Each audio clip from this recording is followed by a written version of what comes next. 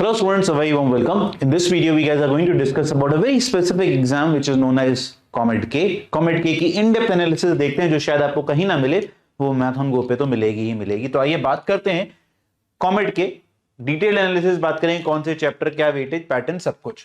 So first of all, before we go forward, we already have a test series for KSET and Comet K combined, क्योंकि दोनों जो exam है कहीं ना कहीं एक तरीके के पैटर्न ऑफ क्वेश्चंस पूछते हैं, जबकि वेटेज अलग है। I repeat, so people who are going to write both the exams should watch both the analysis. Right now it is Comet K, but if you want you can practice 10 mocks and 10 previous years in that test series, 5 for Comet K, 5 for KSET, 5 and 5 each. Now talking about the Comet, it's a अगर मैं इसकी general details की बात करूं, पहली बात ये एक कंप्यूटर बेस्ड एग्जाम है, 3 hour test, physics chemistry math, ठीक है, +1 and no negative marking, total is of 180 question, 180 marks. अगर हम बात करें 60 इन ईच ऑफ देम, ठीक है, +1, नो नेगेटिव मार्किंग, 180, और आप किसी भी ऑर्डर में अटेम्प्ट कर सकते हैं, कोई सेक्शन कट ऑफ वगैरह कुछ भी नहीं होता है। The syllabus is same as the NCERT class 11 and class 12, that is reduced syllabus will be followed, which is a very good point. And I can tell you बच्चों, COMEDK के very closely weightage जो भी है ना, वो भी बड़ी closely JEE Mains को फॉलो करता है, स्पेशली उसी साल के जेईई मेंस पैटर्न को, कि भाई जिस साल जेईई मेंस में जिस तरीके का चैप्टर वेटेज देखा गया, सॉर्ट ऑफ थोड़ा थोड़ा वो यहां पर कॉमेट के में भी देखा जाता है। But the difficulty of the questions is not as high as JEE Mains, बड़ा सब स्टैंडर्ड टाइप का पेपर होता है, तो very good scoring opportunity is available in this particular exam. मैं अगर 11th और 12th की वेटेज दिखाऊं, ये जरूरी क्यों है, स्पेशली उन बच्चों के लिए जो केसेट भी देंगे, तो प्लीज अंडरस्टैंड करिएगा। ये मैं यहां पर दिखा रहा हूं बच्चों, आउट ऑफ 300 क्वेश्चंस टोटल है ना, सॉरी यहां 180 into 5 करते हैं, 900 क्वेश्चंस, कितने कितने क्लास 11 क्लास 12 की वेटेज में स्प्लिट हुए। तो जनरली आप देखेंगे 95 questions are of class 12, 85 questions are of class 11, so very well spread paper, अच्छा स्प्रेड है, ठीक है। यहां पर आप देखो तो हम कहते हैं 47% 11th वेटेज है, 53, तो बहुत अच्छा एक बैलेंस पेपर बन के आता है। बट सिंस सिलेबस रिडक्शन बहुत ज्यादा है, तो अब क्या इंपैक्ट होगा वो इस साल और देखने वाला होगा। अगर मैं फिजिक्स केमिस्ट्री मैथ्स की बात करता हूं, फिजिक्स में काफी हद तक 50-50 रहता है, बट पिछले साल 60-38 रहा। वो क्यों रहा? क्योंकि यहां पर इन्होंने केमिस्ट्री उल्टी कर दी थी। केमिस्ट्री में पिछले साल 11th की वेटेज ज्यादा थी, because syllabus reduction came into picture, जिसकी वजह से इनऑर्गेनिक केमिस्ट्री काफी हद तक बाहर हो गई। शायद ये वेटेज नया ट्रेंड फॉलो कर सकता है। मैथ्स में वी टॉक अबाउट, मैथ्स में इट इज ऑलमोस्ट कंसिस्टेंट, अगर आप नोटिस करो 50-48, मतलब 5 साल में लगातार यही ट्रेंड रहा है। So this has been the class wise weightage. Talking about let's say the chapter wise weightage, chapter wise weightage की बात करते हैं कि क्या है क्या नहीं है इसमें। तो ये चैप्टर वाइज तो नहीं है, पर अभी मैं आपको क्लास वाइज फिजिक्स के अंदर की बात करूं, तो आपके पास 37 क्वेश्चंस एंड 23 क्वेश्चंस का स्प्लिट रहा था। Same goes for every year. Generally देखा जाए 30-30-30, 50-50% का वेटेज रहता है फिजिक्स में। The most important unit in this physics exam for COMEDK is electromagnetism. Total 88 questions out of the 300 questions that we are talking about here. इस साल में जितने भी पेपर हुए एक ही हुए। अब अगर आप देखो इलेक्ट्रोमैग्नेटिज्म जो है 23 क्वेश्चन बने 2024 में, उससे पहले इतने नहीं थे, but sudden high weightage electromagnetism की इधर आई। अदरवाइज मैकेनिक्स 1 कहां तक फॉलो होता है बच्चों? Gravitation. We take mechanics 1 till gravitation. उसके आगे के जो चैप्टर है साउंड वेव्स, ऑसिलेशंस और आपका फ्लूइड्स, वो हमने मैकेनिक्स 2 में डाल दिया। उसकी 37 क्वेश्चन। तो अगर आप सिर्फ ये 2 यूनिट्स ऊपर की अच्छी कर लो, तो आपका पेपर तो यार शॉर्ट अच्छा हो गया, 30-30 ईच, ठीक है। इसमें अगर आप नोटिस करो ऑप्टिक्स की वेटेज बहुत ज्यादा, वैसे तो यार 2 ही चैप्टर होते हैं ऑप्टिक्स में, है ना, पर फिर भी 6 सवाल। मॉडर्न फिजिक्स में उतनी हाई वेटेज नहीं है जितनी होनी चाहिए थी एज कंपेयर्ड, बिकॉज यहां पर double the number of question आ रहे हैं, तो जेईई मेंस में से डबल हो जाना चाहिए था, वैसा वेटेज यहां पर देखने को नहीं मिलता है। So the top chapters are as follows. मैंने यहां पर टोटल का फिल्टर लगा के इनको डिक्रीजिंग ऑर्डर में अरेंज करा है। इलेक्ट्रोस्टैट्स, सडनली 2020 में 7 क्वेश्चन आए थे, इस साल फिर 7 क्वेश्चन आ गए, और बीच में 3-3 सवाल आए। Sudden fire on electrochemistry. This year 2024 में ऑब्वियसली बात है, ये दोनों चैप्टर साथ साथ रखे जाते हैं। रे ऑप्टिक्स की वेटेज की हम बात कर रहे थे, सडन इंक्रीज हो रहा है, वो ऑलरेडी उन्होंने पिछले साल कर दिया, तो वी आर एक्सपेक्टिंग ये 3 चैप्टर इस साल भी अच्छे खासे पूछे जाएंगे।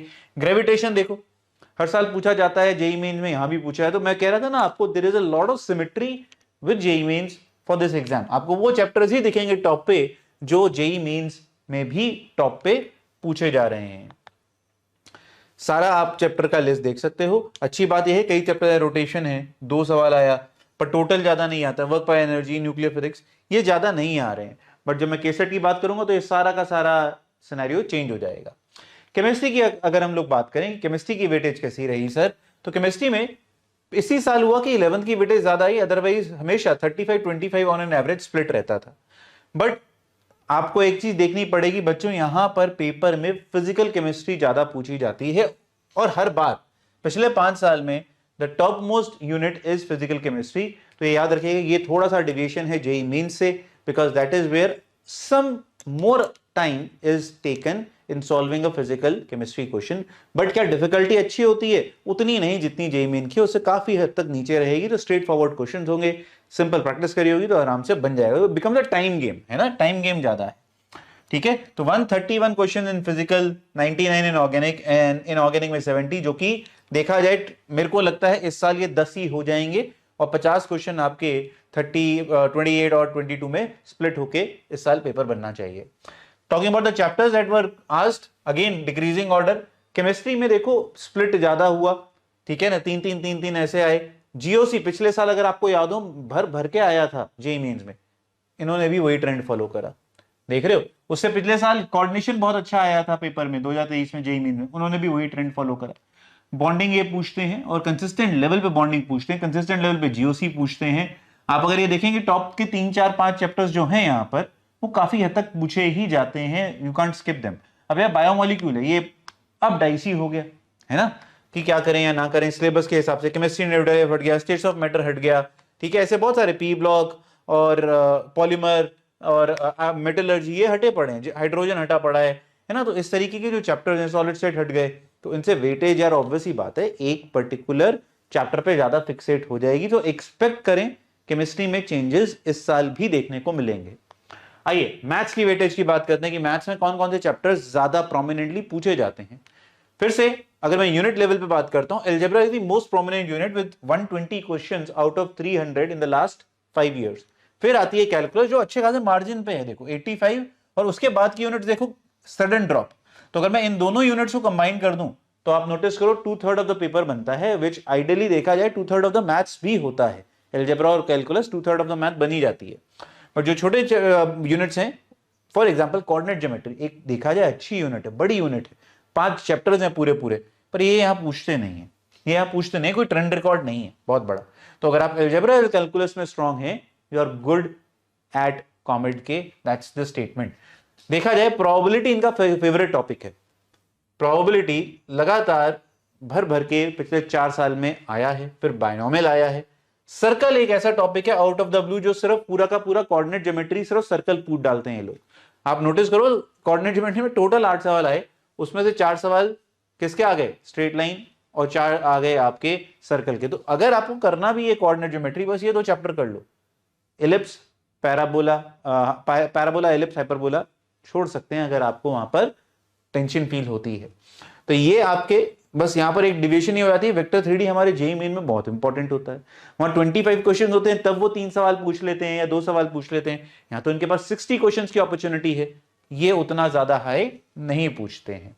ठीक है, sequence series, matrices, will be surprise matrices 3 आ रहा है, और आप देखो यहां पर स्प्लिट बहुत ज्यादा होता है, मतलब जैसे 3-3-3-3-3-3-3 आ रहा है ना, क्योंकि मैथ्स में स्प्लिटिंग बड़ी अच्छी रखते हैं पेपर में, 2-3 चैप्टर्स को बहुत हाई वेटेड रखते हैं, but if you practice it well it will be good for you.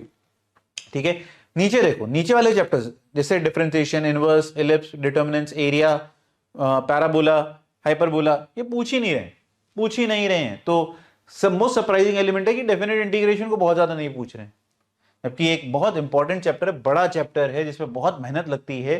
तो आप अगर नोटिस करो कैलकुलस भी जो टॉपिक्स हमें पूछे जाते हैं जनरली, जैसे फंक्शंस, डेफिनेट, इस पे नहीं है लिमिट, जबकि आसान है, बस 2 ही सवाल आ रहे हैं। तो स्प्रेड कहीं ना कहीं बड़ा अलग है, डिफरेंशियल और इनडेफिनेट के ऊपर काफी हद तक प्रेशर है, और आप यहां से अगर आप नीचे करेंगे तैयारी तो बेटर प्रिपरेशन जरूर होगी।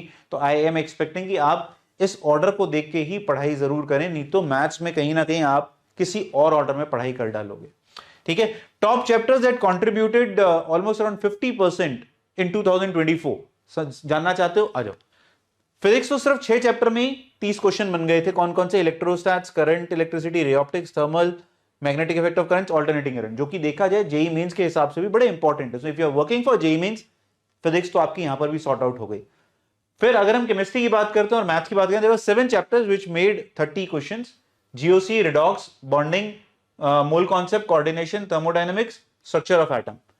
फिर मैथ्स में probability, binomial, straight line circle, complex, AOD, 3D और वेक्टर और जोड़ लो। तो देखा जाए अगर आप ये कर लेते हो तो 50% आपके मार्क्स बड़े आराम से यहां पर बन जाएंगे। प्रैक्टिस के लिए मैं फिर से रिपीट कर रहा हूं, या तो आप टेस्ट सीरीज क्विजर की ज्वाइन कर सकते हैं, और प्रैक्टिस के लिए आप मार्क्स ऐप पे जाके इनके प्रीवियस ईयर्स को चैप्टर वाइज फॉर्म में बड़े आराम से प्रैक्टिस कर सकते हो जब जब आपको उस चैप्टर की रिवीजन करनी है। So please make the best use of the resources that are being given to you, because हमारा एक ही टारगेट है बच्चों की, हमें पेपर फोड़ना है। So we just keep on bringing these kind of analysis for you so that it could be helpful. And at the same time हर exam में कुछ ना कुछ अलग होता है, हर एग्जाम एक जैसा नहीं होता है। तो आपको समझ में आना जरूरी है कि भैया इसमें क्या डिफरेंट है from JEE main, because majority बच्चा जो है जेईई मेंस को बेस लेके पढ़ाई करता है। Just have to be smart enough to understand इसमें ये ट्विकिंग करनी है, इसमें ये ट्विकिंग करनी है, इस सब्जेक्ट में ये ट्विकिंग करनी है, और मेरे नंबर बढ़ जाएंगे। ठीक है, तो चलिए, God bless you all, keep working hard the way you are, and may this year be a really really prosperous year for you. और आप कॉमेड के में भी पेपर फोड़ के आए, जिससे आपको बैंगलोर के जो टॉप कॉलेजेस हैं, आरवी हो गया, उस तरीके के कॉलेज में आपको एडमिशन मिल पाए। God bless, keep working hard.